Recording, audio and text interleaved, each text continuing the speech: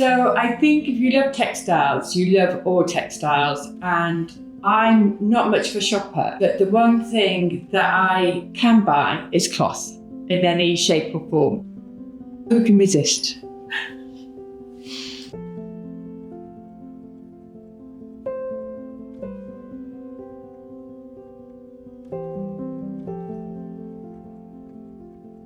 I'm Carolyn, the founder of Merchant Mills. We are today at the Grove, which is Merchant Mills' house that we use for retreats, and people come and stay here, and it's a house full of Merchant Mills fabric and inspiration and ideas.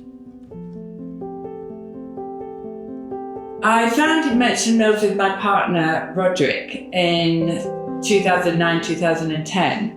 And the whole thrust of the idea was to try and bring people back to sewing, to making in general really, but sewing being my discipline. The whole thing was like, let's elevate sewing to a standard, a craft that you might say a cabinet maker would have. Let's make it really like a beautiful endeavour that you can end up making something that is better than you could buy. I think that was my kind of thrust. It's like, let's have beautiful fabric, let's have classic beautiful designs, let's have great tools, so when you actually are making, you have the joy of cutting out because you're using the best tools that we can find. So when I was designing the house, I thought to myself, there's enough things in the world. I don't need to go and commission new things, buy new things. So there's a fantastic resource in Rye with great vintage and antique dealers and galleries. And I found pieces on eBay at vintage and antique fairs. And so we tried to not buy anything new and repurpose, reclaim, recover, reuse what's already existing. So the table made from cheese boards. These gorgeous benches were from Pocaba. A lot of the art is from local artists. Chairs we had recovered, but we went with a fantastic traditional upholsterer and really nice chairs, so that these pieces were just going to keep forever and we're just going to recover them. We're not going to go out and say, when we've got some new fabric that comes in, we're like, oh, we love that. We're going to recover the chair because, they're good, they're solid, they were quality in the first place. So I think the idea is really like, how can we limit the amount of things that we buy to the very, very minimal, and everything else, can we just make it from used things that already exist? We run a week-long retreat, 6 nights, and 6 students come and spend a week sewing. We have 2 sewing teachers and a lovely big studio above the shop at Tower Street. And this house is where everybody stays. So they stay here on their own as a group, and they can spend all their time talking about sewing. We have people that come from all over the world, and they get a week of just full immersion into Merchant Mills. The studio's above the shop, so they spend, hours and hours stroking fabric in the shop. And they all stay here together. They might go out, they might cook together, but they really have a week of bonding together in their shared passion of textiles and sewing.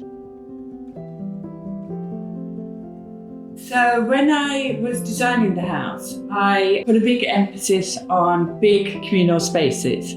So we've got a nice big kitchen with a long central island, so people can sit on a stool and they can engage with each other as they're cooking. And then we renovated this conservatory and the big long table that we made out of old cheese boards. So there's a big social space for just hanging out, for having breakfast together, for hanging out in the evening. Even, we've got a sewing machine in the cupboard. You can do a bit more, get the ironing board, finish off some things that you're doing, do some hand stitching. But people spend a lot of time in this communal space. And then the living rooms, again, are nice big living rooms. So it's all about people spending time together.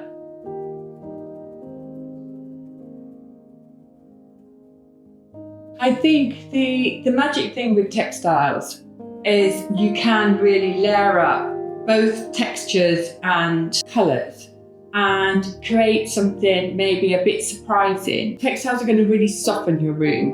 If you take a curtain and you put a double pole in, you put a blind and you put a semi-sheer and another semi-sheer in front of it, you're layering up your colours and your textiles and you're just softening the whole room. And then your bed, you can have a lovely duvet cover, but then have a slightly clashing pillowcase and a bolster behind, and layer up another pattern or check or stripe with your throw or your quilt.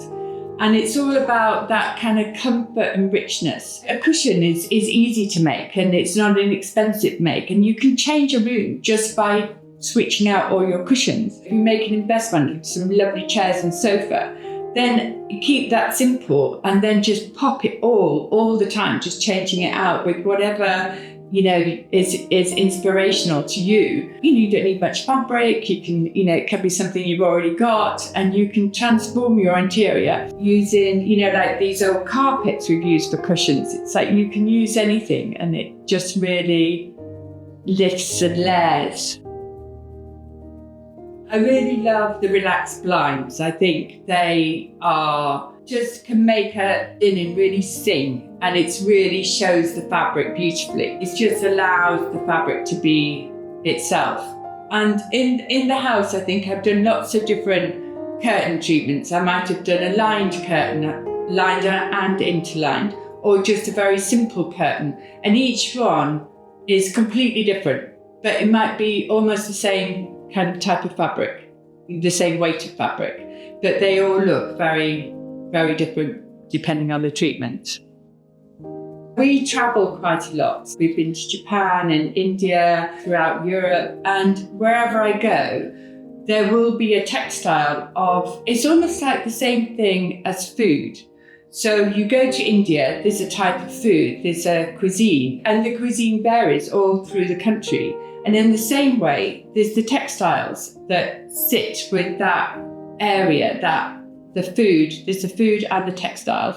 So you'll go to the far corners of Rajasthan and we'll find a rally quilt, and they're just absolutely amazingly beautiful patchwork pieces, and then canvas stitched over the top. And it's like, who can resist? It's amazing. And you'll go to Japan and you'll find lots of boro, beautiful hand-dyed indigo pieces that have been patched and embroidered. And then you'll find things from Africa. There's no place that doesn't have a textile tradition. And, who can resist? I think Rye's always been a sort of haven for artists and creatives. It's so close to the sea, it's close to London. So I feel like it's always had this bubbling underground creatives and amazingly talented people in Rye. But I think over these sort of the years that we've been here, since 2012, it has really flourished. And now we do have a really wonderful artist community, creatives community. One of the great things about having a company is the fact that you create employment. And that goes for the Merchant Mills team, but it also goes for the hand you can have in the community. So it's really important to try and source locally if you can. And I do have like a fantastic resource in Rye of sourcing locally. So there are great galleries, there are great antiques and vintage sellers. So I don't really need to go very far, and I can bring something to the house and say, no, it's not quite working, and then drop it back round. There's a mixture of really a lot of things, that I might have picked up on travels. A lot of things that, were from my own house that it's like didn't quite fit in, and now they're here. But a lot of things that I've gone to local ceramicists, paintings, furniture that I can source locally, because it is a kind of slightly one-stop shop sometimes, right?